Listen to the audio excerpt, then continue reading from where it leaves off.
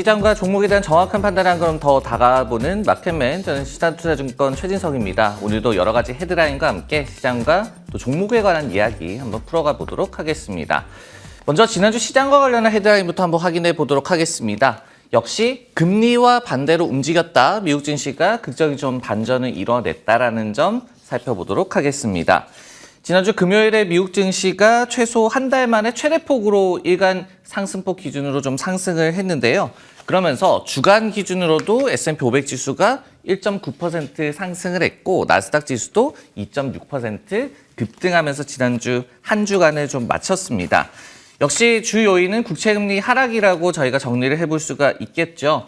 최근에 지난 2007년 이후에 최고까지 올랐던, 그러니까 한 4.94%까지 터치를 했었던 2년물 국채금리가 지난주 금요일에는 4.86%까지 다시 한번 좀 하락을 했습니다. 여기에 더해서 이제 10년물 국채금리 같은 경우에도 다시 한번 4%를 하회를 했기 때문에 이런 부분들이 결국은 시장의 금리 상승에 대한 공포감을 좀 완화시켰다라고 보여지고요.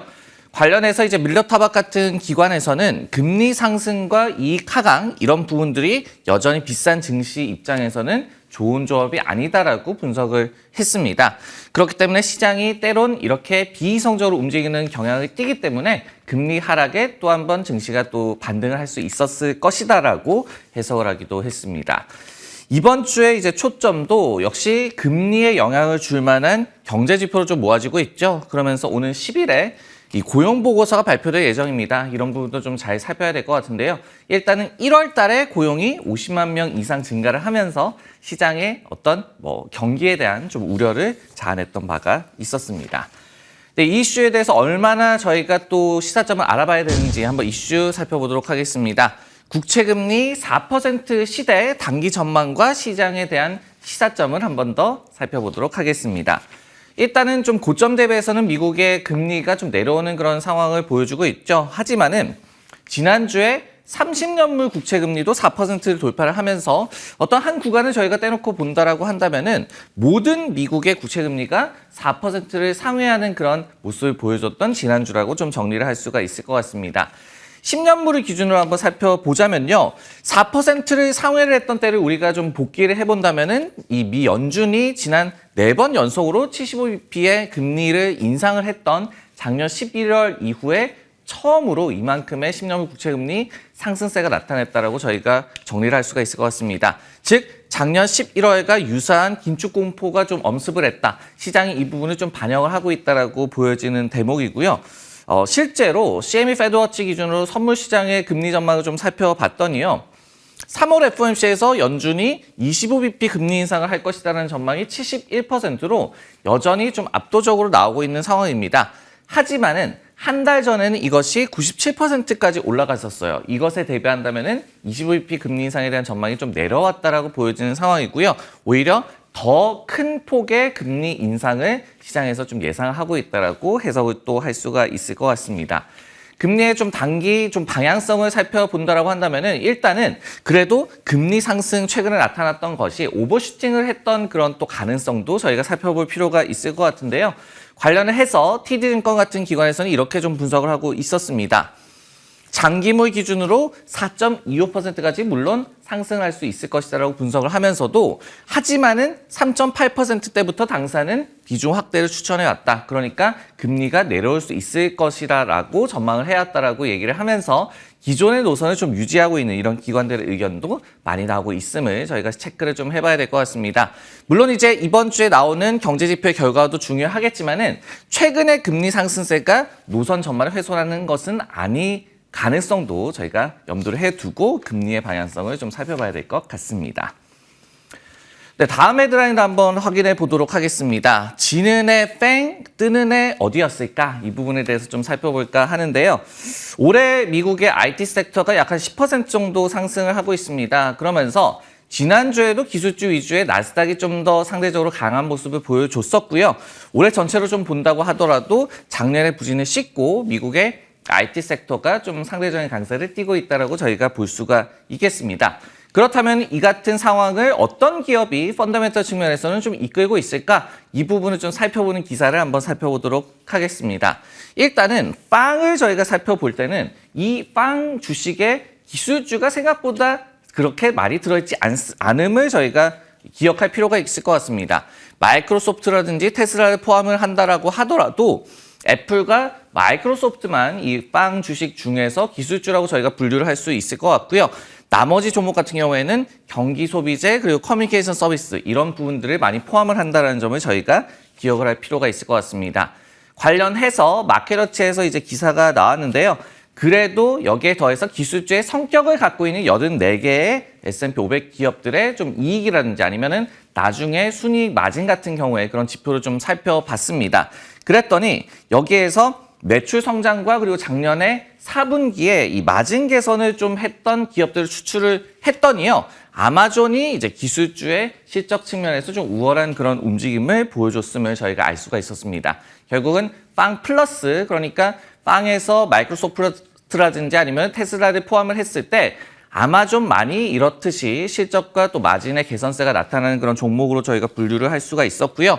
실제로 이제 아마존 같은 경우에는 매출이 9% 늘어났고 총 이익률도 42.6%로 이렇게 개선되는 모습을 확인할 수가 있었습니다. 그렇다면은 빵 플러스 외에 어떤 기업들이 펀더멘털 개선을 좀 주도를 했었나 살펴봤더니요. 인페이지 에너지라든지 솔라 엣지 등의 신재생 관련주가 어떤 매출이라든지 마진의 개선세를 좀 압도하는 그런 모습을 보여줬다는 점을 저희가 알 수가 있었고요. 그리고 반도체주도 이 같은 리스트에 많이 포함이 되기는 했었습니다. 하지만은 애널로그 디바이시스라든지 아니면 브로드컴, 온 세미컨덕터, NXP 세미컨덕터 등의 로직 반도체, 뭐 차량용 반도체 기업들이라든지 이런 기업들이 좀 많이 포함이 돼 있음을 저희가 알 수가 있었습니다. 그리고 마지막으로 세이지포스 같은 경우에는 최근에 또 실적이 좋았던 모습을 보여줬는데 이 리스트에도 포함이 됐다는 사실도 저희가 체크를 할 필요가 있을 것 같습니다. 네, 이렇게 최근에 좋은 모습을 보여주고 있는 기술주에 대해서 펀더멘털을 한번 점검을 해봤는데요. 한번 더 살펴볼 이슈에 대해서 보도록 하겠습니다. 실적에 따른 옥석가리 상세가 계속해서 이어지고 있는 미국 증시인데요. 최근에 그렇다면 이익 전망이 최고로 개선된 섹터는 어디였는지 한번 살펴보도록 하겠습니다. 지표를 한번 살펴보도록 할 텐데요. 지난해 4분기의 어닝 시즌이 이제 거의 끝나가는 그런 상황이죠. S&P 500 기업들의 전체를 한번 본다라고 한다면은 EPS가 전년 대비해서 4.6% 감소를 했습니다. 그러면서 작년 말에 이 상승률 전망치 마이너스 3.3% 대비해서 오히려 더 악화된 실적 수치를 보여주고 있다고 저희가 정리를 할 수가 있을 것 같고요. 그리고 이제 섹터별로 나눠봤을 때는 6개 섹터에서 이익 지표와 전망에 개선세가 나왔음을 저희가 알 수가 있었습니다. 그중에 필수재 같은 경우에는 기존에 3.9%의 감소세가 예상이 되던 것이 어떤 보합권까지 이렇게 올라오는 그런 모습을 보여줬었고요. 부동산 같은 경우에도 이익 성장세가 예상보다 강했음을 저희가 알 수 있는 섹터라고 정리를 할 수가 있을 것 같습니다. 반면에 이제 5개 섹터에서는 이익이 좀 악화되는 그런 모습을 보여줬는데요. 대표적으로 금융이라든지 그리고 에너지 같은 경우에는 원래는 60% 넘는 이익의 성장세가 기대가 됐었는데 50%대 후반대로 실제 수치가 나오고 있다는 점도 체크를 해볼 필요가 있을 것 같습니다. 저희가 이렇게 또 실적 외에도 순이익 마진에 대해서도 지표를 좀 많이 살펴보고 있죠. 이 부분을 좀 살펴봤더니요. 일단은 IT 업종에서의 순이익률이 좀 악화되는 그런 모습을 보여줬고요. 그리고 금융업종에서도 수익성이 좀 악화되는 그런 모습이 나와졌습니다. 반면에 이제 에너지와 산업재 등의 섹터에서는 이렇게 수익성이 또 개선되는 모습을 보여줬음을 저희가 알 수가 있었습니다. 마지막으로 내년도의 EPS 성장률 전망이 좋게 나오고 있는 그런 섹터들도 한번 살펴보도록 하겠습니다. 작년 말 대비해서 실적 전망이 개선된 섹터, 저희가 커뮤니케이션 서비스를 오히려 좀 꼽아볼 수가 있을 것 같고요. 그리고 내년도에 실적 전망이 좀 악화되고 있는 섹터에 대해서는 경기 소비재 섹터를 체크할 필요가 있을 것 같습니다.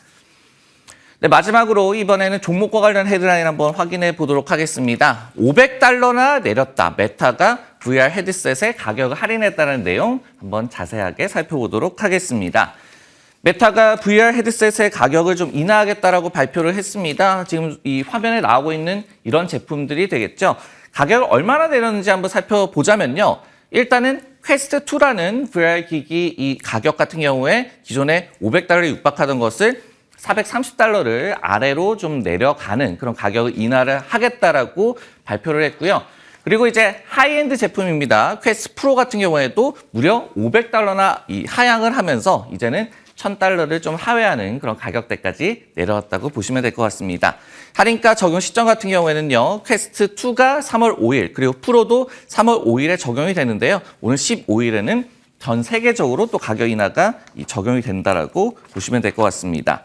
사실 이제 이 메타의 사내에 메타버스 부문을 좀 떼어놓고 있는데요. 리얼리티 랩스라는 그런 사업 부문을 떼놓고 있습니다. 근데 작년에 매출이 21.6억 달러였어요. 근데 역성장을 했습니다. 여기에 더해서 137억 달러의 무려 손실을 또 냈던 그런 사업부라고 저희가 정리를 해볼 수가 있을 것 같습니다. 그리고 이제 제품별로 보더라도 작년 10월 달에 출시를 한 퀘스트 프로라는 하이엔드 제품이 되겠는데 지나치게 높은 가격으로 인해서 소비자들의 반응을 견인하는 데 좀 실패를 했었습니다. 그러다 보니까 이번에 가격 인하를 단행을 했다라고 해석을 할 수가 있을 것 같습니다. 실제로 이제 사측에서도 언제나 우리는 VR이 제공 가능한 혜택을 최대한 많은 사람들이 누리도록 구매 가능한 하드웨어를 개발하는 것이 목표다라고 이번 가격 인하와 관련해서 발표를 전하기도 했습니다. 네, 이렇게 메타가 VR 헤드셋의 가격 인하를 발표를 했는데요. 어떤 부분을 저희가 더 살펴봐야 될까? 큐를 한번 살펴보도록 하겠습니다. VR 헤드셋 파격 가격 할인, 메타의 보관은 이라는 주제로 좀 더 탐구를 해보도록 하겠습니다. 저희가 이제 VR이라든지 AR 기기의 시장을 좀 살펴보자면요. 지금 좀 변곡점을 다다르고 있는 그런 시장이다라고 볼 수가 있겠습니다. 왜냐하면요. 가파른 성장이 좀 기대가 됐었습니다. 하지만은 이 IDC에 따르면요. 지난 2022년도에 AR이라든지 VR 기기 그 판매량이 925만 대에 그쳤습니다. 952만 대에 그쳤는데요. 그러면서 전년에 1,100만 대 육박하던 것에 비해서 오히려 역성장하는 그런 수치를 보여줬던 시장이다라고 볼 수가 있겠습니다. 근데 앞으로는 여전히 좀 시장이 성장할 것으로 기대가 되고 있죠. 그러면서 2026년에는 2,700만 대 이상으로 AR과 VR 기기 시장이 다시 한번 성장을 재개할 것으로 기대가 되고 있습니다. 그러다 보니까 이제 기업들 입장에서는 현재 시장에서 입지를 좀 유지하는 것도 중요하겠고요. 그리고 성장이 재개됨을 좀 기다리는 단계라고 저희가 변곡점이다라고 표현을 해볼 수가 있을 것 같은데요. 여기에 더해서 또 효율성의 해를 올해 보내겠다라고 메타 쪽에서 좀 선언을 했었죠. 그러다 보니까 이번에 VR 헤드셋 가격 인하에 대해서 두 가지 정도의 좀 보관이다라고 해석을 해볼 수가 있을 것 같습니다. 첫 번째는요, 판매 저변을 당연하게 좀 확대를 하겠다라는 보관으로 해석을 해볼 수가 있을 것 같습니다. 고가 헤드셋 같은 경우에는 판매에 좀 도움이 되는 영향이 좀 미미했다라고 저희가 볼 수가 있겠죠. 그러다 보니까 더 많은 유저들을 확보하겠다라는 그런 노선으로 이번에 가격 인하를 좀 해석해 볼 수가 있을 것 같고요. 두 번째로는 재고 소진의 또 보관도 있을 것이다라고 저희가 해석을 해볼 수가 있을 것 같습니다. 메타 같은 경우에는 이 VR 헤드셋 후속작 퀘스트 3가 올 가을에 공개될 것으로 예상이 되고 있거든요. 여기에 더해서 오는 2025년까지 VR 헤드셋 3종을 추가적으로 출시할 것으로 기대를 모으고 있습니다. 그러다 보니까 그 전에 재고를 이제 소진을 시켜야지 어떤 동력을 또 확보하겠다라고 저희가 볼 수가 있을 것 같고요. 그리고 기기 시장이 성장을 재개한다라고 하더라도 메타가 거기에 또 편성을 할 수가 있을 것이다. 이런 보관으로 또 가격 인하에 대해서 해석을 해볼 수가 있을 것 같습니다. 마켓맨 오늘 내용은 여기까지고요. 저는 다음 시간에 다시 돌아오도록 하겠습니다.